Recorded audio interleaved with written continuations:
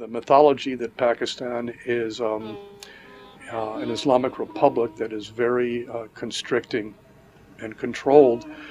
In the cities, we saw very little evidence of that. Mentioning Pakistan evokes a wide range of reactions. We will challenge the common myths and misconceptions and present the other face of Pakistan, a young, modern, and progressive country. Pakistan is the sixth most populous country in the world and has common borders with India, China, Afghanistan, and Iran. The country celebrated the 66th anniversary of its independence in August 2012. Karachi, the largest metropolis with the third largest population in the world, is a center of international business. As you come out of the arrival lounge of the airport, you see a McDonald's. Business icons Citibank, Marriott, Sheraton, and food franchises like KFC, Subway, and Pizza Hut are a common sight. Pakistan's economy has always done fairly well, even after the worldwide crisis in 2008. According to The Economist magazine of London, there has been a steady 4% annual growth in the GDP. The Karachi Stock Exchange, which has a modern trading system, lists about 60 international companies like Shell, Honda, Philips, Johnson & Johnson, and Nestle. Relative to other world markets and the S&P 500, the performance of the Pakistani stock index has been exceptional in the last 4 years. An indicator of good business environment and growing investor confidence in opportunities in Pakistan. The largest component of the economy is agriculture. Pakistan is the fourth largest cotton producer and eighth largest supplier of wheat. Textiles account for the 24% of the GDP and are 2/3 of its exports. A large reserve of coal and natural gas provides most of the country's energy needs. 90% of the transport is fueled by compressed natural gas, or CNG, which has been developed by private enterprise in the last 15 years without government subsidy. The use of CNG has resulted in cleaner air in the major cities. The communications industry is booming. More than 90 million people, or half the population, use cell phones. A large number of Pakistanis speak English, which has given Pakistan a prominent place in technology development, design, and services for the US and other countries. For good reason, these Silicon Valley engineers are investing in Pakistan. Let's listen. Several private universities and now major public universities have fairly large programs in computer science, electrical engineering, and other IT related subjects. So the manpower or person power, I should say, that is being produced right now. So a fairly large number of graduates are coming into the pool. That lot of the local requirements are driving. For example, there's a project for doing a local tablet in Pakistan. They're thinking of doing a thin client in Pakistan. And so these are very local needs which will be developed locally. For example, Samsung started a very large LCD factory in Lahore. Right? They're very hungry. They really love getting technical challenges. They don't have as much access to information as what we have here. So they're very excited. So when we have speakers out there and when we go talk to them about projects, we find them, they're very interested, they're very engaged, and very willing to put in long hours. We don't go for labor arbitrage. We don't reduce the amount of money we spend. We spend the same amount of money but hire much better caliber people. Most of our people have master's degree or a bachelor's or master's degree in engineering, and we do very well. Due to high demand for quality consumer goods, retail shopping centers in the major cities are as impressive as ones in other international cities. Most major brands can be found here, from Nine West and Crocs footwear to the latest electronics and fancy watches.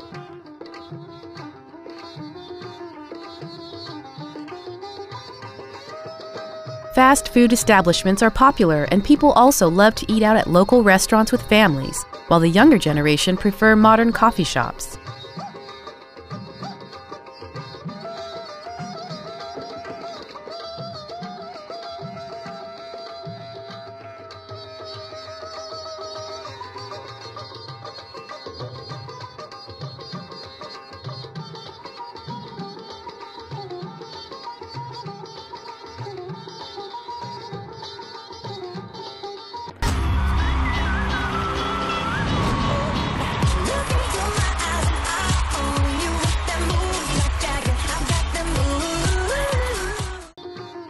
Modern fashion shows bring out the best trendy designs for the elite and the middle class. High-end clothing and custom-tailored formal wear for elaborate weddings are a huge business in the big cities.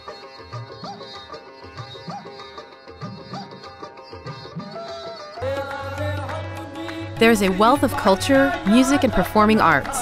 The iconic Nusrat Fateh Ali Khan introduced Sufi Qawwali music to the world. He also performed with Peter Gabriel in concert and collaborated with him in making the soundtrack for Martin Scorsese's 1988 film, The Last Temptation of Christ. Contemporary musicians use Western instruments with popular folk songs and modern lyrics.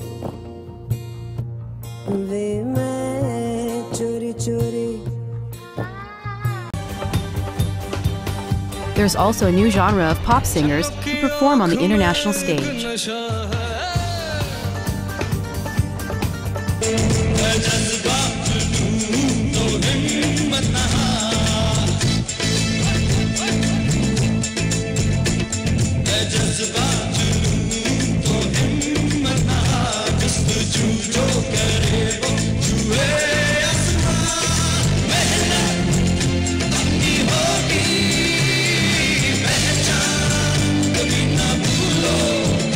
Modern-day soap operas and music productions are popular home entertainment, with talented young actors and performers.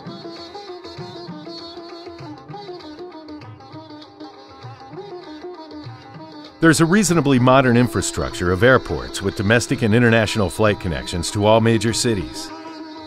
These facilities provide many amenities found in any other international airports.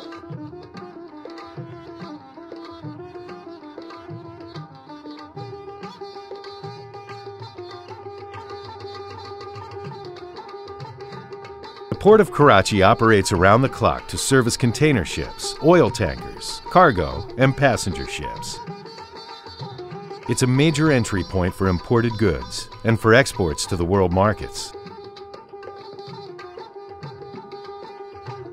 A network of highways and roads connect major cities, towns, and rural villages. Modern architecture is commonly seen in Karachi's multi-storied business centers. The earliest one is the unique and cylindrical Habib Bank Plaza, built in the 1960s. Construction growth has been strong in recent years, and the demand for choice locations has pushed land prices higher, another indicator of the country's economic vitality.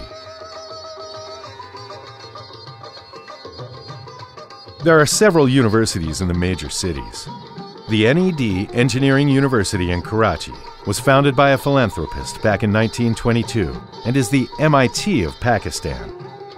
In all universities, young men and women attend courses in engineering, medicine, business, and social sciences. I was one of 9 journalists in the country chosen for this trip, and it was a privilege to get to know something about Pakistan. Well, the idea that there is freedom of thought and freedom of speech and freedom of expression among some of the bigger newspapers that I saw and TV stations, there did seem to be transparency. I met the lady who runs the Dawn Media Group. She's been called the Catherine Graham of Pakistan. She runs the newspaper, oversees the website. They have magazines and they also have television. And she was incredibly knowledgeable and capable. It shows me also that there is no glass ceiling there. Benazir Bhutto was the first woman prime minister of a Muslim country. Currently, 22% of the National Assembly are women. Women also serve in prominent positions in the legislative branch and diplomatic corps.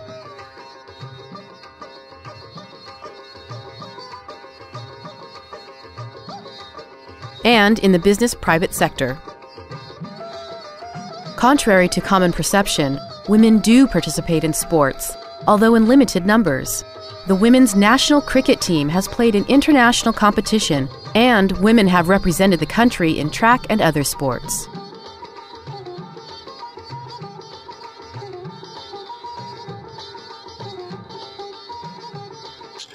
One thing that I thought is that Pakistan would be a beautiful place for tourism. I mean, you've got great mountains, you've got rivers, you've got the ocean, you've got indigenous culture. There's a lot of diversity there. There's a Catholic church fully functioning in Karachi. There's Jewish cemeteries. I think that Pakistanis are, from the ones I've met, are very thoughtful. They're concerned. They have a social conscience. I know there's tremendous philanthropy in the country, and I know the overseas Pakistanis are playing a big role, and I expect them to continue to play a big role in trying to solve some of the serious problems confronting Pakistan. The energy to transform their own society is there, and the skills and the tools that they need are there. They have those, and it is a much more sophisticated view and understanding and ability to solve problems. I applaud them for that, and I saw that as a big change from when I was there as a very young woman in Pakistan. So I think that, I heard this over and over again. Pakistani solutions to Pakistani problems.